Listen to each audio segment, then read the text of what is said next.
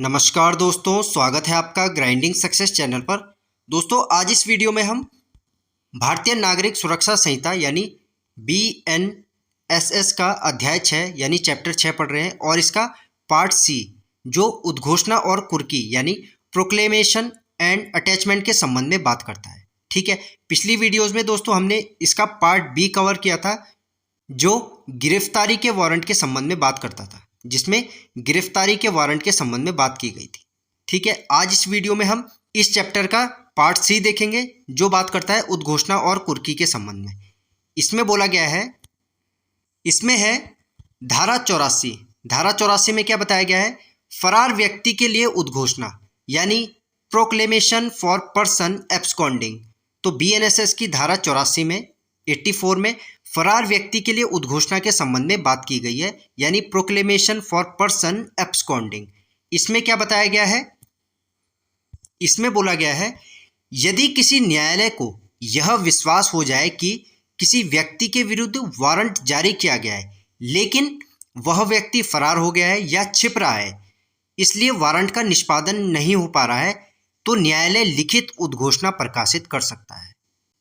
तो इसमें बोला गया है, यदि किसी न्यायालय को यह विश्वास हो जाए कि किसी व्यक्ति के विरुद्ध जो है वारंट जारी किया गया है लेकिन वह जो व्यक्ति है जिसके खिलाफ वारंट जारी हुआ है वह फरार हो गया है या छिप रहा है, इसलिए वारंट का निष्पादन नहीं हो पा रहा है, यानी वारंट का एग्जीक्यूशन नहीं हो रहा है, वारंट एग्जीक्यूट नहीं हो पा रहा है, तो जो न्यायालय है, जो कोर्ट है, वह लिखित उद्घोषणा प्रकाशित कर सकता है। नेक्स्ट है इसमें उस उद्घोषणा में उस व्यक्ति को आदेश दिया जाता है कि वह किसी निश्चित स्थान पर निश्चित समय पर न्यायालय के सामने उपस्थित हो।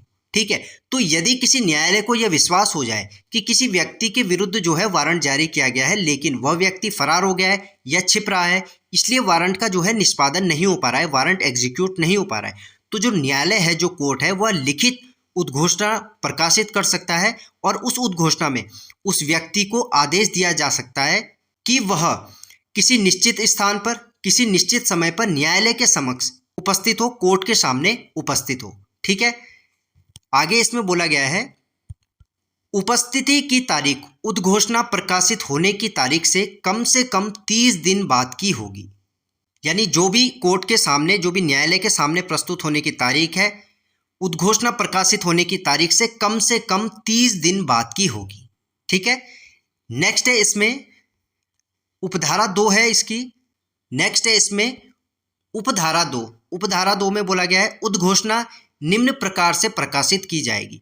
तो इसमें बताया गया है, जिस नगर या गांव में वह व्यक्ति रहता है वहां किसी सार्वजनिक स्थान पर उद्घोषणा को जोर से पढ़ा जाएगा। तो जो भी प्रोक्लेमेशन है, वह जिस नगर या गांव में वह व्यक्ति रहता है जिसके खिलाफ वारंट जारी हुआ है, तो वहां किसी सार्वजनिक स्थान पर उस उद्घोषणा को, उस प्रोक्लेमेशन को जोर से पढ़ा जाएगा। दूसरा है इसमें उद्घोषणा की एक प्रति उस व्यक्ति के घर पर या जहां वह सामान्य रूप से रहता है वहां किसी स्पष्ट स्थान पर लगाई जाएगी या गांव या नगर के किसी प्रमुख स्थान पर लगाई जाएगी। ठीक है, तो उद्घोषणा की एक प्रति, उद्घोषणा की एक कॉपी उस व्यक्ति के घर पर या जहां वह सामान्य रूप से रहता है वहां किसी स्पष्ट स्थान पर लगाई जाएगी या गांव या नगर के किसी प्रमुख स्थान पर उस उद्घोषणा को, उस प्रोक्लेमेशन को लगाया जाएगा जिसके भी खिलाफ वह है। नेक्स्ट है उद्घोषणा की एक प्रति न्यायालय के किसी सहज दृश्य यानी कॉन्स्पिक्यूअस स्थान पर लगाई जाएगी। तो जो उद्घोषणा की एक प्रति है, जो उद्घोषणा की एक कॉपी है, वह न्यायालय के जो कोर्ट है, कोर्ट के किसी सहज दृश्य स्थान पर यानी कॉन्स्पिक्यूअस स्थान पर लगाई जाएगी। दूसरा है इसमें, यदि न्यायालय उचित समझे तो उद्घोषणा को स्थानीय समाचार पत्र में भी प्रकाशित कराया जा सकता है। यदि कोर्ट को उचित लगे, कोर्ट उचित समझे, तो जो उद्घोषणा है, जो प्रोक्लेमेशन है, उसको स्थानीय समाचार पत्र यानी उस एरिया में, उस स्थान में जो भी समाचार पत्र चलता है, उस स्थानीय समाचार पत्र में भी यह प्रकाशित कराया जाएगा इस उद्घोषणा को। ठीक है, नेक्स्ट है इसमें उपधारा 3।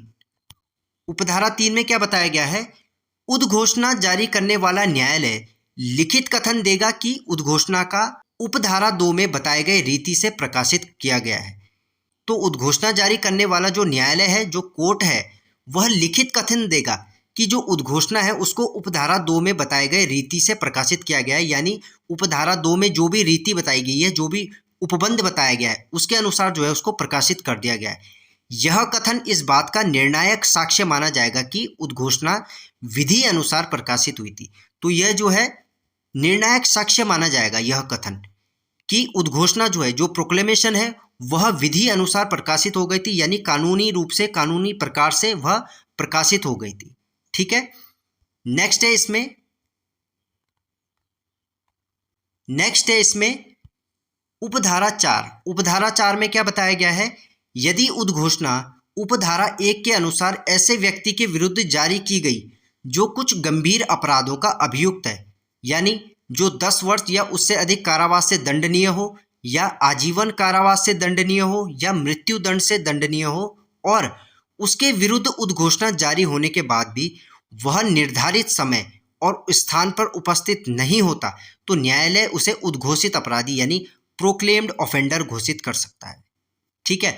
तो इसमें बोला गया है यदि उद्घोषणा, जो भी प्रोक्लेमेशन है, उपधारा 1 के अनुसार ऐसे व्यक्ति के विरुद्ध की गई है जो कुछ गंभीर अपराधों का अभियुक्त है, तो जो भी उद्घोषणा है, जो भी प्रोक्लेमेशन है, वो जो उपधारा अभी हमने ऊपर पढ़ी दोस्तों, उपधारा 1 के अनुसार यदि किसी ऐसे व्यक्ति के विरुद्ध जारी की गई है जो कुछ गंभीर अपराधों का अभियुक्त है, जैसे 10 वर्ष या उससे अधिक कारावास से जो दंडनीय है, या आजीवन कारावास से दंडनीय है, या मृत्यु दंड से दंडनीय हो, और उसके विरुद्ध जो है उद्घोषणा जारी होने के बाद भी वह निर्धारित समय में, जो भी समय न्यायालय ने दिया है और स्थान उस पर उपस्थित नहीं होता, तो जो न्यायालय है, जो कोर्ट है, उसे उद्घोषित अपराधी यानी प्रोक्लेम्ड ऑफेंडर घोषित कर सकता है। ठीक है। यह बताया गया है उपधारा 4 में। नेक्स्ट है उपधारा 5। उपधारा 5 में क्या बताया गया है? उपधारा 2 और उपधारा 3 के उपबंध न्यायालय द्वारा उपधारा 4 के अधीन की गई घोषणा को उसी प्रकार लागू होंगे जैसे वे उपधारा 1 के अधीन प्रकाशित उद्घोषणा को लागू होते हैं। ठीक है। तो इसमें बोला गया है जो भी उपधारा 2 है और उपधारा 3 है, जो भी इसमें उपबंध बताए गए हैं, जो भी इसमें नियम बताए गए हैं, वे न्यायालय द्वारा, वे कोर्ट द्वारा उपधारा 4 के अधीन की गई जो घोषणा है उसको उसी प्रकार लागू होंगे, यानी उपधारा 4 में वे उसी प्रकार से लागू होंगे जैसे उपधारा 1 के अधीन प्रकाशित उद्घोषणा को लागू होते हैं। यानी जैसा उपधारा 1 में बताया गया है उद्घोषणा के बारे में, जैसे उपधारा 1 के अधीन प्रकाशित जो उद्घोषणा है जैसे उसमें लागू होते हैं, वैसे ही उपधारा 4 के अधीन की गई घोषणा को उसी प्रकार से लागू होंगे। ठीक है। यह बताया गया है उपधारा 5 में। ठीक है। तो दोस्तों ये था भारतीय नागरिक सुरक्षा संहिता यानी BNSS, जिसमें आज हमने अध्याय 6 के पार्ट C को पढ़ा, जो बात करता है उद्घोषणा और कुर्की के संबंध में, यानी प्रोक्लेमेशन एंड अटैचमेंट।